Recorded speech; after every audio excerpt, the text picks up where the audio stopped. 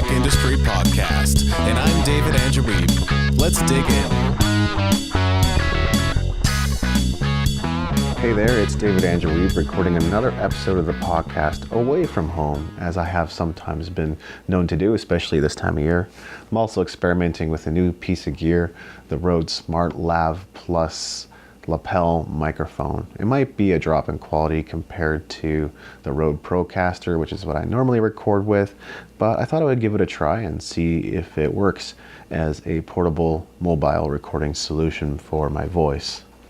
Now, today's topic is why business, and this is mostly off the cuff, but I think this is something people are thinking about as they come to a website like the Music Entrepreneur HQ. They might be thinking to themselves, I'm an artist, I'm a creative, I just want to make things, David. So why would I want to apply business principles to my music career?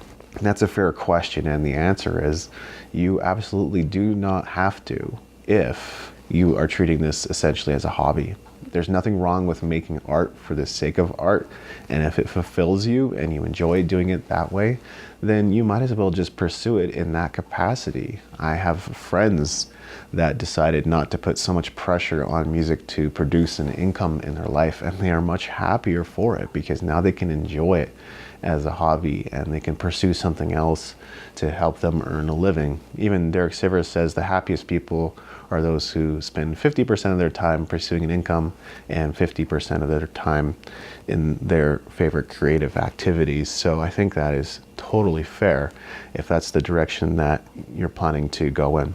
But for the rest of us who are thinking about how we can advance our careers and want to take it the furthest we can, here are 4 reasons why business is important. Number 1, the music industry itself is a business. So whether it's signing contracts, negotiating sponsorship deals, organizing a music festival, or even just booking a gig, if we can't take these things from the perspective of a business, we're not going to be very successful. Take, for example, negotiating sponsorship deals. You need to create a value proposition. You need to understand what's in it for them. And if you can't present them with a deal that is attractive to them, then it's very unlikely that you're actually going to secure a sponsorship deal. Number 2, thinking like a business owner allows you to adopt a long-term mindset. I believe entrepreneurs are always thinking about how their short-term decisions affect their long-term outcomes. And what this means is you could do something today and it may not affect you positively or negatively, whether it's exercise or eating a hamburger or choosing to read for 15 minutes. Is that going to make a big difference in your life today? Probably not. If you ate a hamburger, fast food hamburger every single day, what would happen? It may not affect your health that much today. Maybe not tomorrow, maybe not a week from now, maybe not even several months from now. But a year from now, I think there might begin to see a bit of a noticeable difference in your weight and in your health. And that is the compound effect. So we always need to be thinking about how our short-term decisions affect our long-term outcomes. Because no matter what your goals, you can always expect some hardship along the way. There's going to be some difficulties, there's going to be some challenges, there's going to be some obstacles on your path. And it's really how you deal with it that makes all the difference. I'm seeing great things happen in my career right now, but there are other areas of my life where I feel like are suffering a little bit. And that's very common. It often happens that way. But somehow you still must stay on course and keep going. When your career is going great, that's not the time to stop, is it? That's the time to double down and keep on going. So you have to dig deep to find that within you to keep going. When you begin thinking in terms of what you can accomplish in years instead of days, weeks, or even months, it's empowering. A lot of people are just looking for instant gratification and they want things to happen now. But really, we should be looking at what we can accomplish 5 years or 10 years from now. And to create a successful business is going to require about that amount of time. To create a successful career in music, it's going to take that amount of time. Whether it's the Beatles or Billy Talent or Metallica, basically it took them 10 years to break through. And I don't see how that could be any different for you or I. Also, I think someone needs to take ownership of the vision. And if you're listening to this, that's probably you. And what I mean by that is every band and every artist needs a vision.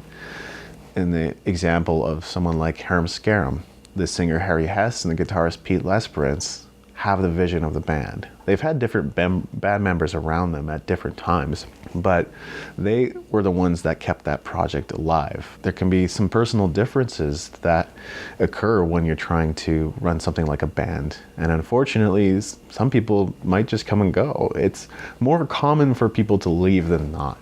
And if you're not prepared, then your band cannot continue. That's why somebody has to hold the vision in front of them at all times. So if you don't do that, then you might end up quitting. And when you see others quit, you'll quit. That's not the way it should work. You need to have a long-term mindset and say, I'm going to keep going regardless of whether others quit around me. Number 3, because most of the top 100 songs in the last 10 to 20 years were written by 2 men. I'm serious. Look this up. I think your chances of breaking into a market like that are relatively slim, and I'm definitely not saying that there aren't other opportunities in the music industry. In fact, that's one of the things I've been focusing on with the podcast, is talking about alternative revenue streams and opportunities for musicians.